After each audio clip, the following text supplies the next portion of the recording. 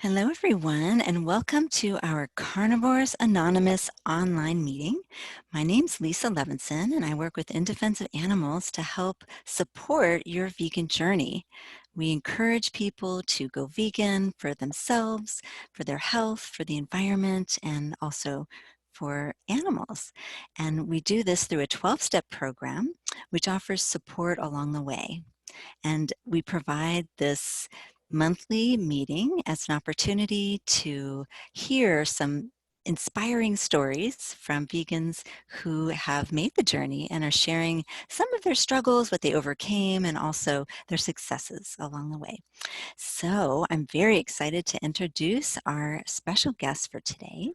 We have Cassandra Martinez with us, and Cassandra is a raw vegan chef and educator who is passionate about raising awareness and sharing her delicious recipes. Going vegan was a remedy for her sluggish digestion, acne-prone skin, lethargy, and depression. Cassandra will share her vegan story with us today and also offer some compassionate support. Cassandra believes that virtually anyone can benefit from incorporating more plant-based foods into their diet. Her personal journey started with a viral video, Meet Your Meat, which some of you may be familiar with, that opened her eyes to the tremendous suffering in animal agriculture.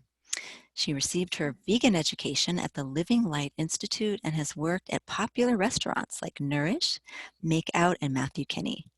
In addition to vegan catering and consulting, Cassandra is now working on a cooking show and a line of packaged goods to fulfill her mission of helping others to thrive on a plant-based diet. Hi, Cassandra. How are you doing today? Hi, I'm doing well. Yay! Well, it's really a treat to have you here.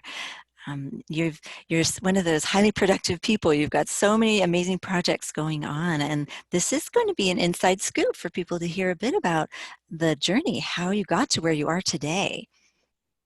Yeah, I'm really excited. Have a lot of little projects, and now is the perfect time, I think, that we're all doing a little social distancing in most places to work on those projects and to just really focus on, um, trying to get in touch with the health aspect. And I think it's such an appropriate time right now, to boost people's immunity with stress that's going on in the world. And I think it's a perfect time when people will be receptive to this information. And I feel like it's part of our jobs to, make that information available to people. Yeah, well, that sounds great. That's exactly what we're going to do today. And so I'm going to let you take it away and just share your story with us so everyone can get engaged and really hear kind of the beginning, how it all began, or how it all began, as they say. Well, like a lot of people, I was raised by a single mother, and she did the best that she could do to feed me, the best that she knew to her knowledge. With industrialization, I feel like a lot of people really became out of touch with their roots and where food comes from, the importance of fresh and healthy vegetables and fruits. And for me, growing up, it was like a lot of things like packaged meats. I remember ramen and Vienna sausages and Spam and things like that. And predominantly, since my mom is Pan Asian, it was a lot of meat and rice in our diet. And that's just the way it was. And I think, it's really appropriate. This diet is something that's referred to as, a diet of affluence, because in where I'm from originally, in rural countries, they thought the more meat that you had, the richer you were, the better you were for, the better you were doing. It was a sign that you were really bringing home the bacon, so to speak, by putting meat on the table. And, so I wasn't raised with much fresh veggies at all. And my constitution particularly is best suited for like fresh fruits, vegetables. I read this book that had been pretty interesting to me after years of trial and error and elimination. I stumbled upon something called Eat Right for Your Type. And I actually have blood type A, which is, it would be the best suited for a plant-based diet. We're the ones that have the lowest lifespan, and we're the most prone to diseases. So on my father's side, he is like Spanish European, and that's where the blood type A came from. And we have everybody on that side almost is like obese or has some sort of medical condition. But also on my mother's side, they, since it is a high meat diet, have a lot of things like diabetes and cataracts and high blood pressure. And although they might not be physically, like looking at them, they would seem fit or smaller and healthy, that they're actually not healthy on the inside. So when I was in high school, I just couldn't use the restroom, and I had to resort to laxatives. My digestion was really sluggish. I always had acne. I was really depressed. This is a lot of, very common things growing up for a teenager, but I really believe that it was correlated to poor diet, because throughout my journey, as I've changed my diet and my habits, I noticed my body changing, my energy levels, my skin is better than it's been my entire life. So today I'm 35 years young, and I would say that for a lot of people that have gone plant-based, that it slows down the oxidation process, especially what I stumbled upon, raw food. And that's really where my passion is, not only in being plant-based, but educating people about the importance of living foods, because raw food contains enzymes and nutrients before it's denatured by heat. And so basically when we cook something, there's something called digestive leukocytis. So when you eat something, your body actually will refer to it as if it's an invader or a foreign object if it isn't, a certain amount of raw food that you're getting in your system, which is about 80% per meal. So that actually attacks what you're eating and taxes the body, increases aging. It basically puts your body on compost. And the book that I mentioned, Eat Right for Your Type, it's a little bit controversial because they do say that blood type O, which is a lot of people, are the best to digest meat. But I actually studied a man named Gabriel Cousins, and he's a blood type O, and he's showing people how they can thrive on a plant-based, primarily raw vegan diet.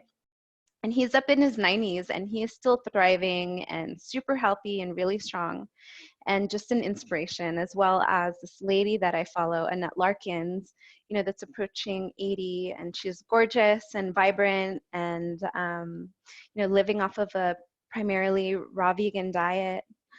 So I'm lucky that I've had people like that to be an influence, and I'm really, really grateful for the internet, because if I wasn't just randomly, it's been a long journey, but for me to specifically find raw vegan food, the internet has been really pivotal for that, for me. But I would say 2006 really sticks out for me as far as when it all began.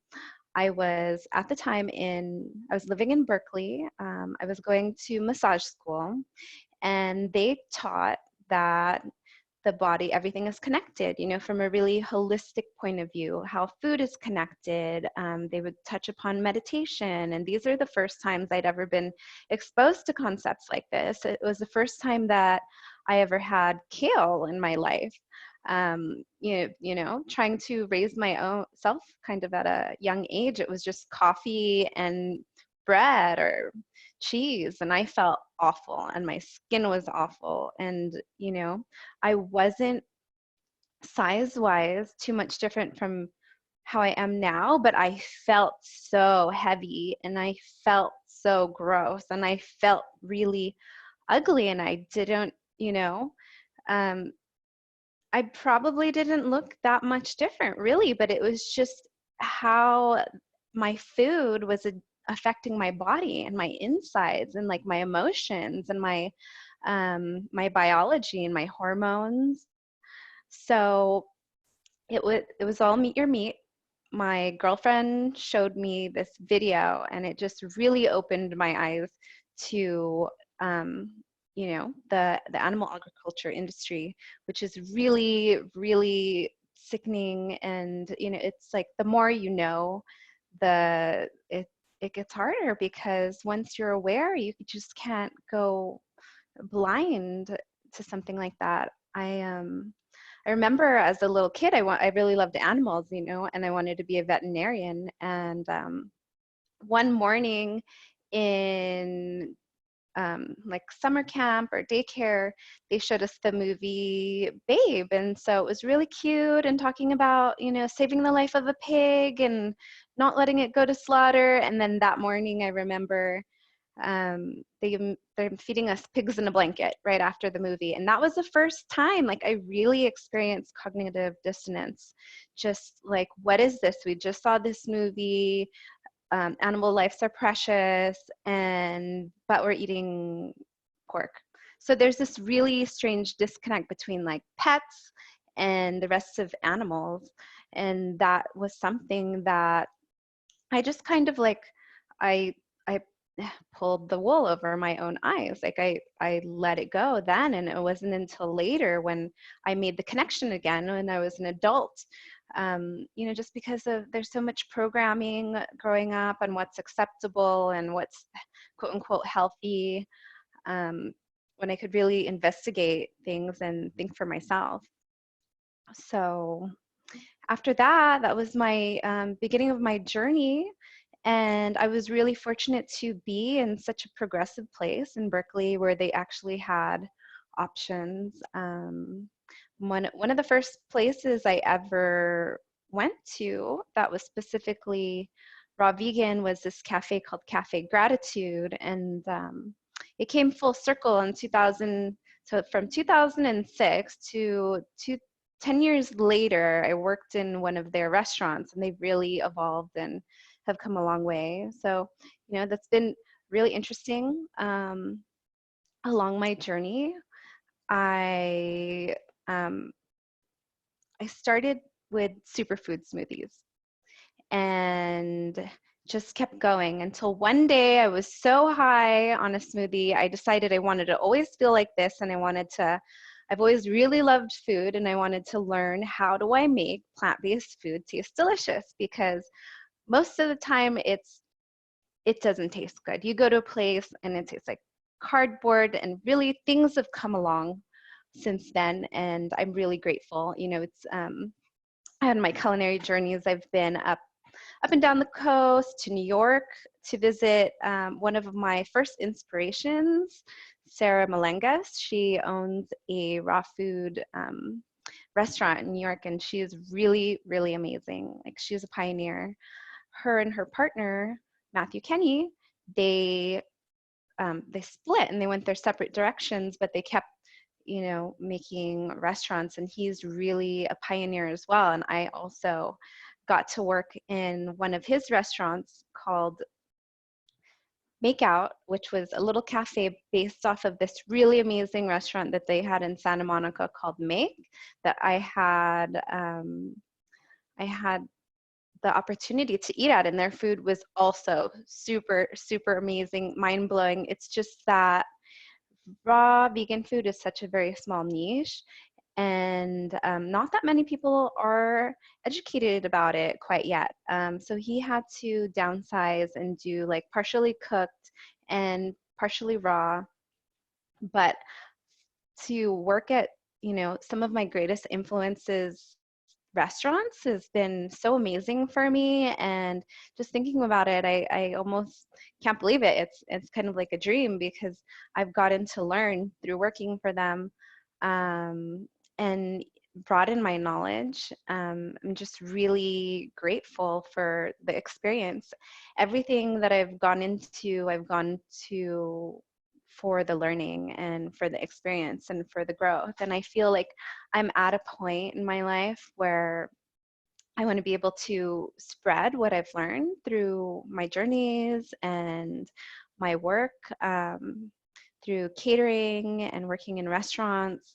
I really enjoy sharing beautiful food with people, but I feel like I can only touch as many people as my food can feed at the time. And living food has such a small expiration date. Part of me has always been, since I was a little girl, I've enjoyed being an entertainer. I've liked to dance, and I like dressing up and, just being fun. And I really feel it's part of my calling to be able to share, my experience with a show. So it's something I've been working towards and coming up with content for.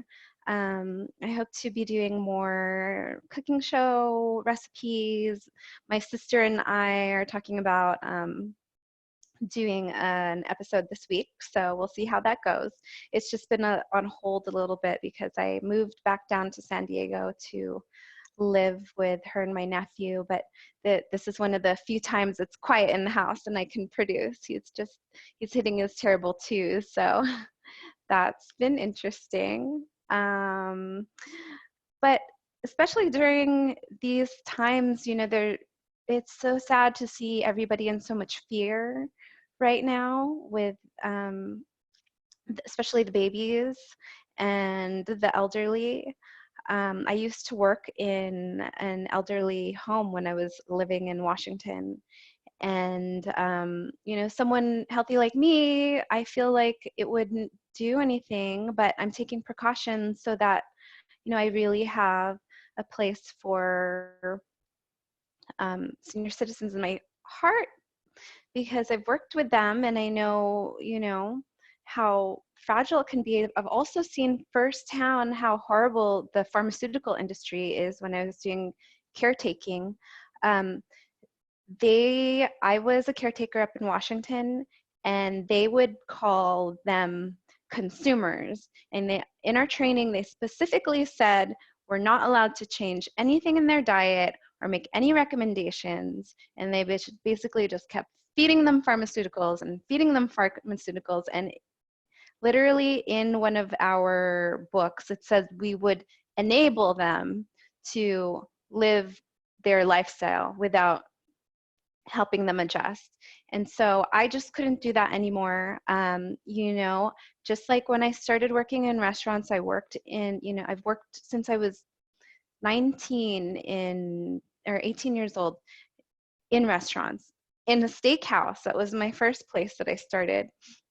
But I came to a day where my principles did not align anymore, and I just had to put my foot down, and I said no, and I would not contribute to businesses or establishments that weren't aligned with my ideals. So now, I'm only work specifically with vegan restaurants, and if I'm going to help any elderly, I refused to dispense the medication.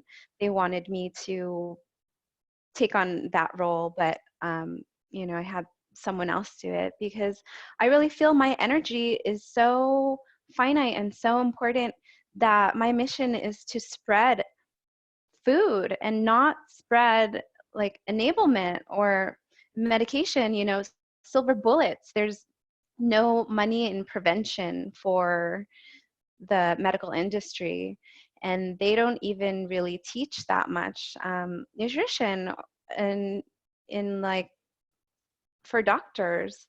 One of my best friends is a doctor. We've known each other since we were 12, and she got ovarian cancer when we were just 24 years old. And supposedly that's normal, but I don't think that's normal at all. I think going through school, when she was going to school for met, she was under a lot of stress.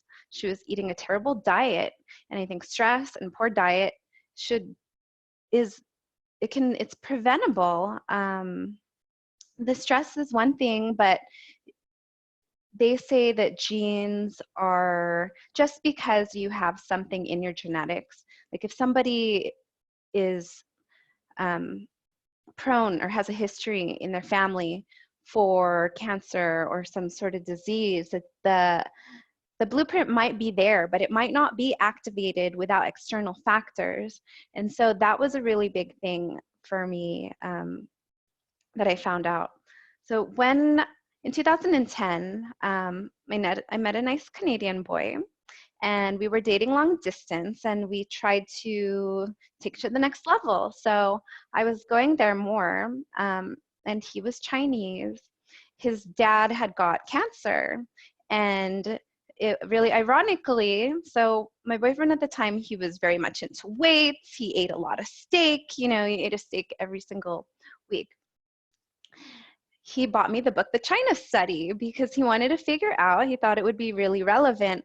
How did his dad, who is Chinese in China, why did he get cancer? And then why did certain people in other provinces didn't? And that's where I mentioned earlier, diseases of affluence. So with diets of affluence, the diets that have a lot of processed food, diets that are really high in meat, because people from the provinces they had just access to like fruits and veggies and grains, and they didn't have the money to buy more meat.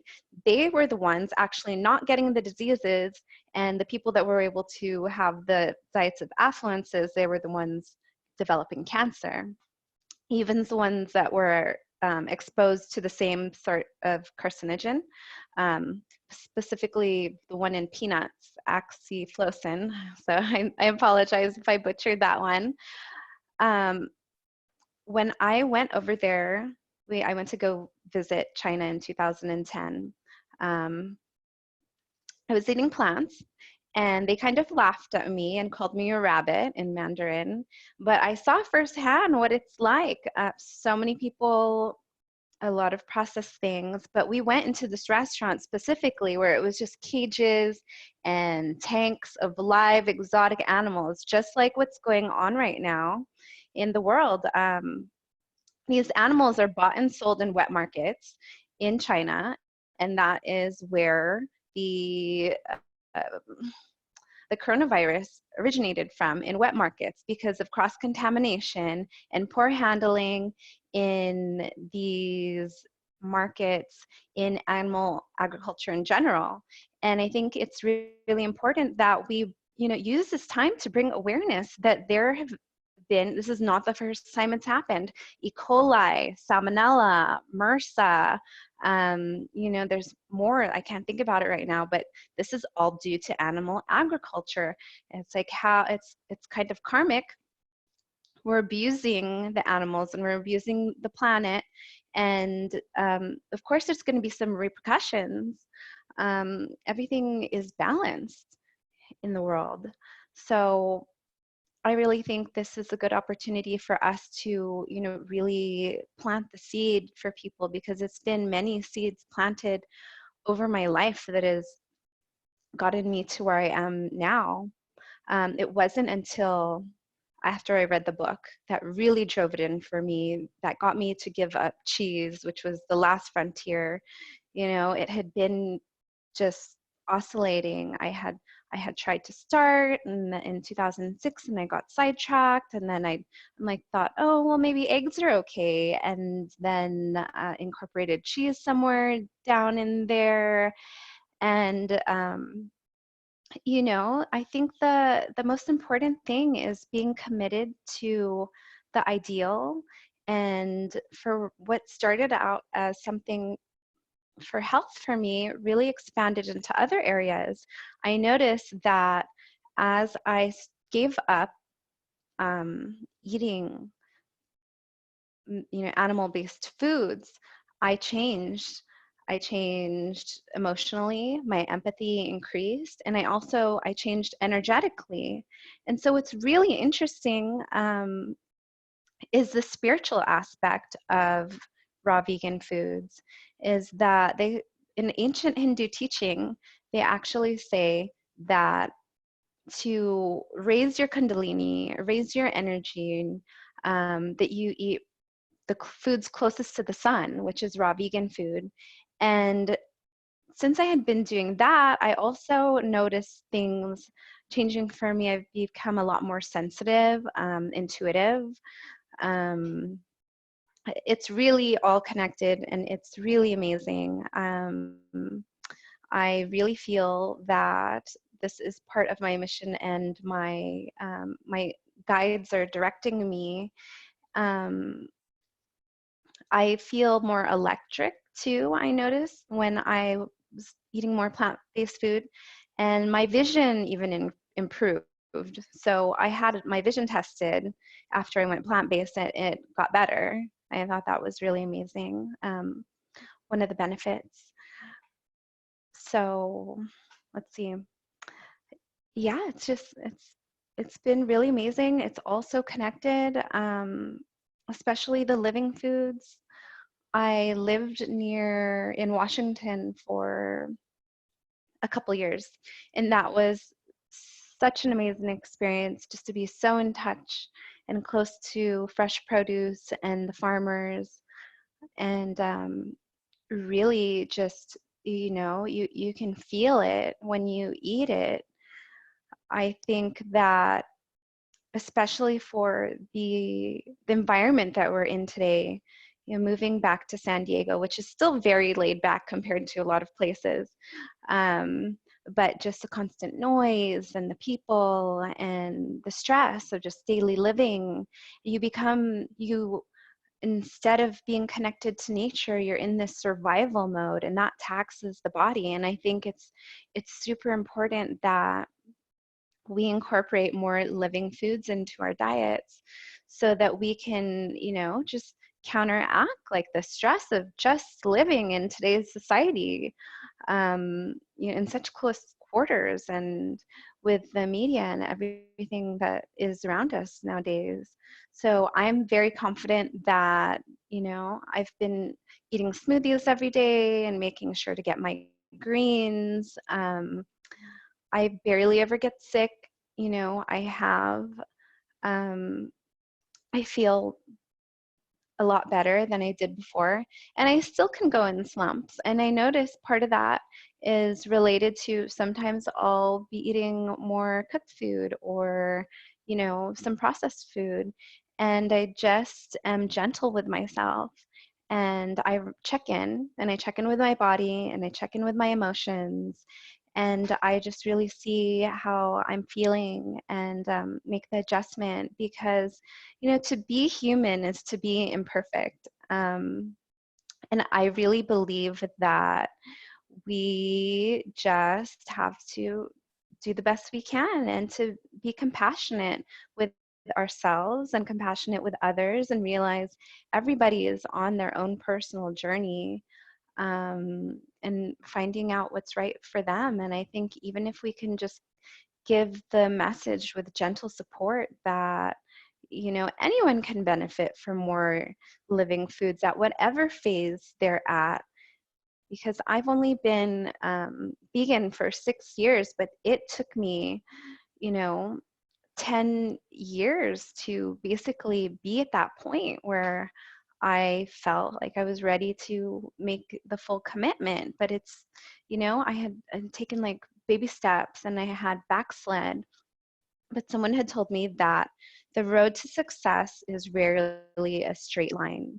And sometimes, it did feel like 2 steps forward and 1 step back. But being committed to my goal, and checking in and realizing why this is important for the planet, for my health, for everyone around, for the animals. It's just the more the you just can't go back. And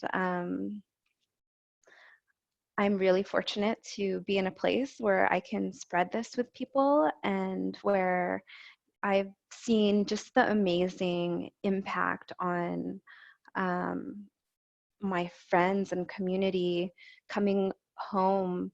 I never thought I would have returned to San Diego. You know, I thought honestly that I was going to meet a nice farmer or something, or live somewhere out in the woods um, in Washington or maybe Portland. And I think it's really important. It starts at home. It starts with your family. It starts with your friends. If we can just touch the lives of our, our home and our network, and show them living by example at what healthy food can do. That's really, I feel, what the problem is. There's been such a disconnect with the maternal, with the earth, with the mother, because women have been, having to go up to the workforce and relying on fast and easy food, and it might not be the healthiest most of the time. But I think it's really important to reconnect with that, with our roots and the divine feminine, um, so that we can heal each other. Because I think, especially at this time, like, not only do we want to just survive, but we want to thrive, and most of us have to heal. And I know that, even I could go through some periods where, like, I could feel that I could do a fast, or specific raw food cleanse, just to balance it out. And it's good just to check in. I think almost everyone could really benefit from that, just especially with everything going on. Yeah, let's see. I am working on, as you can see my shirt, so this is Vegan Vixens. And up until the movie Game Changers came around, I feel like, the vegan community has been predominantly women. Um, so I thought that I wanted to make a little community, because vegan women are foxy and we're smart. And before, I used to, like, living in San Francisco and being with more spiritual communities, I feel like it was almost kind of shunned to wear makeup or to be sexy. And I just really want to send the message, like, it's okay you don't have to diminish your light. In fact, I'm hoping to use all of my goddess given gifts to promote my message. And not, I'm learning not to be small, that I really want to shine, and I really want to show people and lead by example. So this is my little pet project. I go around interviewing female entrepreneurs and also male entrepreneurs. I do like a highlight Male Crush Monday and Wonder Woman Wednesday. I talk about what people are doing in the restaurants that I've been to, and their journeys, because the culinary industry is, like, such a huge inspiration for me. And just, like, what's going on around town. I've really been fortunate to be connected with the Los Angeles and San Francisco community and Washington. So it's been really, really cool for me. I have little tiny seeds planted in different cities, and I just want to connect them all. Um,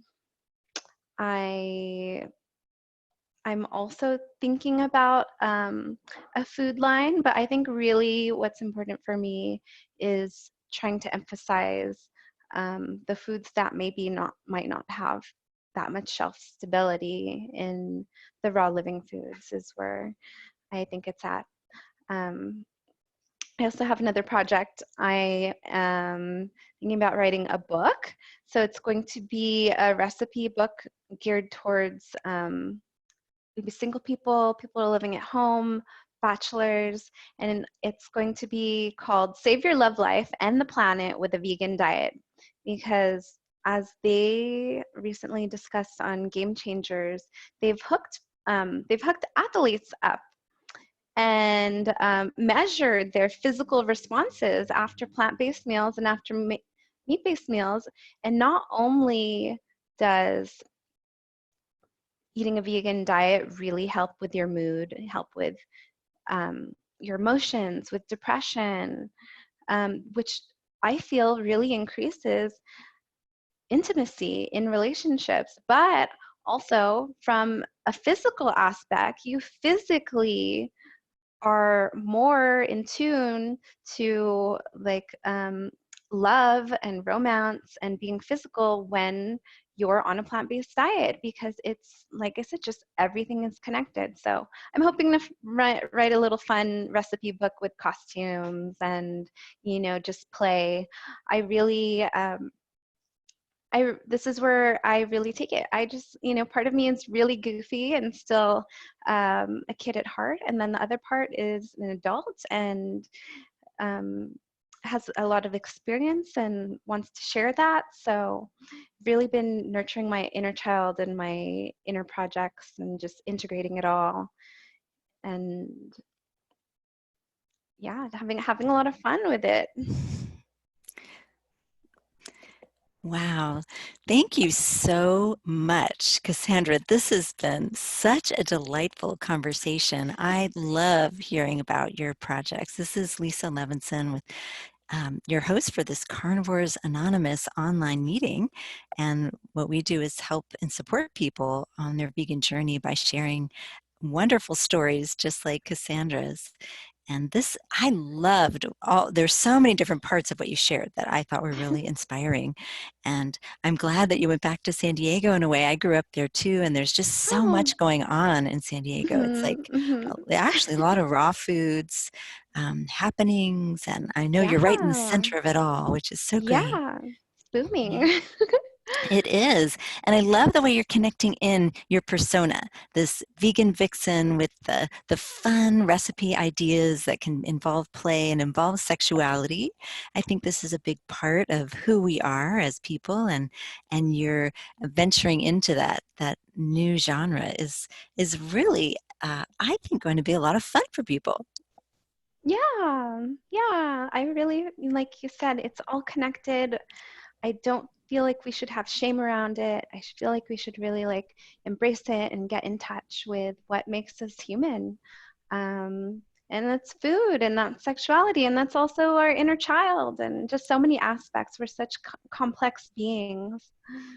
Yes, we are. And it's fun to just let your what they say, they let your freak flag fly and just let it out and be yourself, because this is our time to do that. And I Mhm. so appreciate the way you're doing that in all different ways, and also with your sensitivity, bringing in the divine feminine, bringing in also your experiences in China. We're dealing with this COVID-19 right now, and that you actually Mhm. saw a lot of that firsthand. So I Yeah. think hearing from you what it was like to be there and then seeing the results of this must be really interesting for you. Yeah, if it's just full circle on so many different aspects. And I'm not sure if I mentioned my partner at the time, after the China trip, shortly after his father did pass from Mhm. cancer.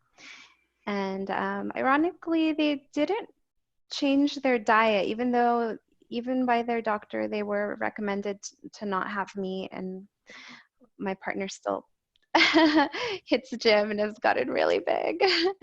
But it's just, I thank them so much for their influence in my life, even though I don't think they would have thought that I would have gone plant-based because of them. But it was huge for me, going through that. Wow. It's amazing all the different pieces of our journey, that some things that happen, even though they might have a negative feeling at the time, it might be a positive. It's something that we're learning from, and you really learned from all of your experiences.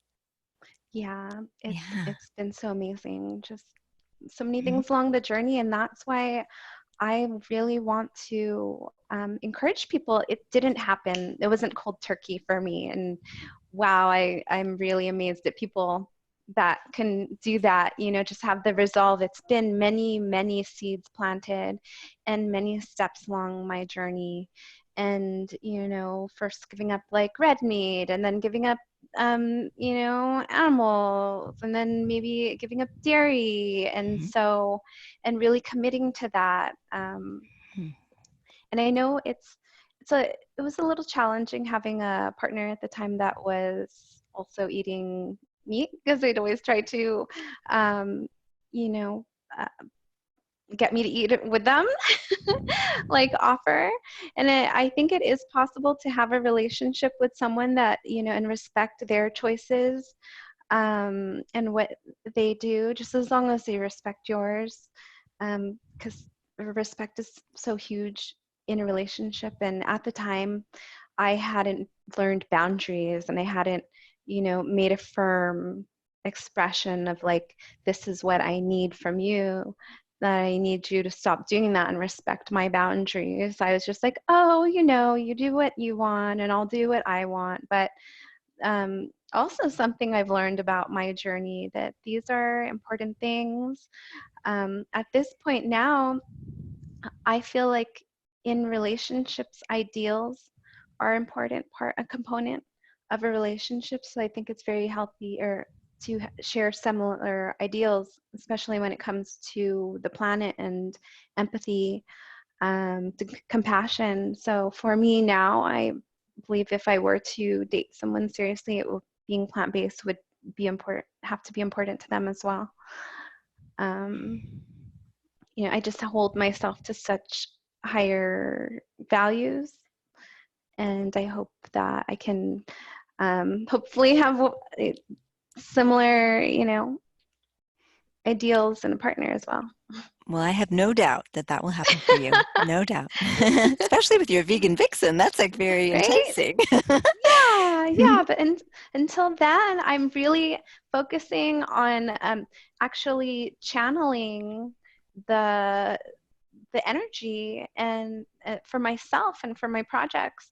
So this is kind of ironic, but I've actually been practicing a stint of abstinence right now. And there's something called sexual transmutation.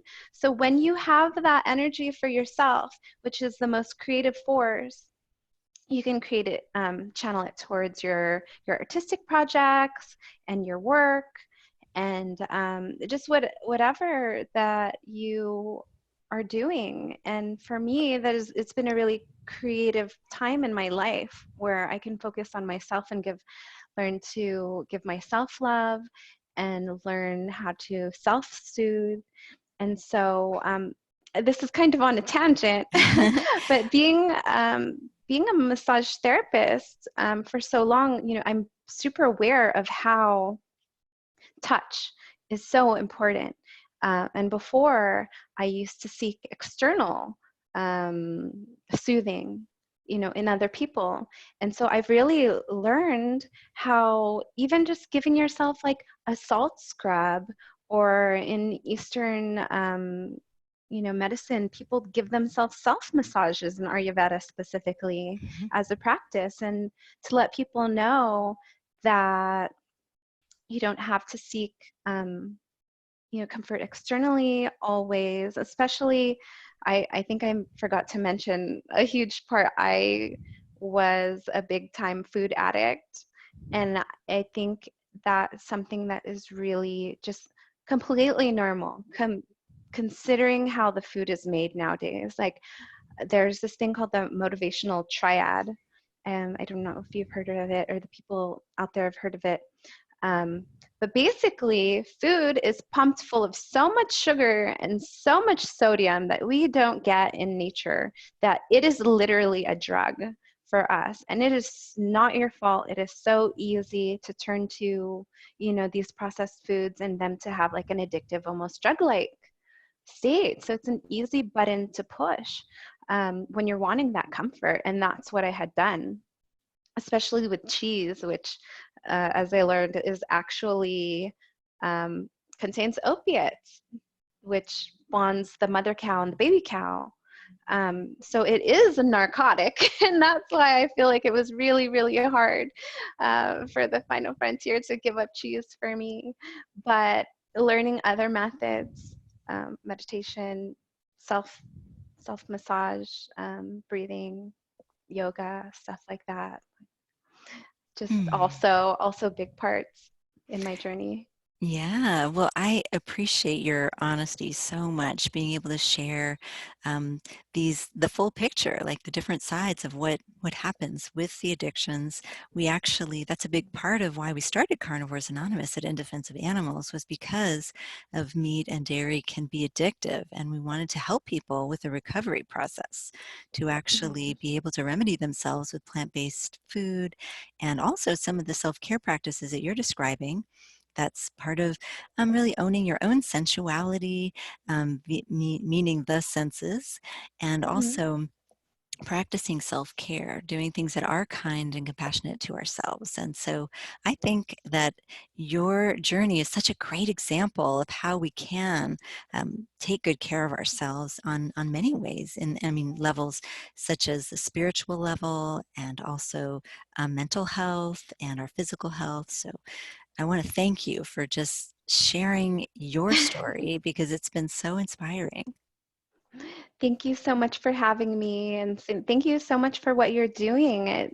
I feel like a lot of my journey has been so alone, and what you're doing for people to have the support network, because I back then I was like, where do I meet other vegans? And I just resorted to the internet or Instagram. And so to have this actual support system and network is such a beautiful thing. Oh, wonderful. Well, thank you. And you're part of that because you're putting out all this great vegan content that will bring more and more people together. Can you share with us your social media handles or tags or whatever the ways that Yeah. people can reach you? Yeah, so on Instagram, there is vegan vixen with an S. So just like it might be showing up backwards, but we have a little V, vegan, and then vixen, but with an S. So with the S, I was hoping to join the all the vixens of the world. That's great. That's lovely. And Mhm. that was on Instagram, you said? On Instagram. Okay, great. And if there's any website, anything else you want to share, and I know you're putting together a cooking show, and that may be on Instagram or maybe on YouTube. So, Yeah, there's also a vegan vixen on YouTube. It's a little slower with the process. This is one of the few moments it's not chaotic here in the house. And so I'll try to schedule that in. I mostly have funny things. So way I also just raise awareness for veganism is just doing kind of outlandish, things to get like people's attention just for fun well, that's as well. great. That's so great. I love the way you incorporate your creativity into what you're doing and what you're sharing, and your advocacy. Thank you.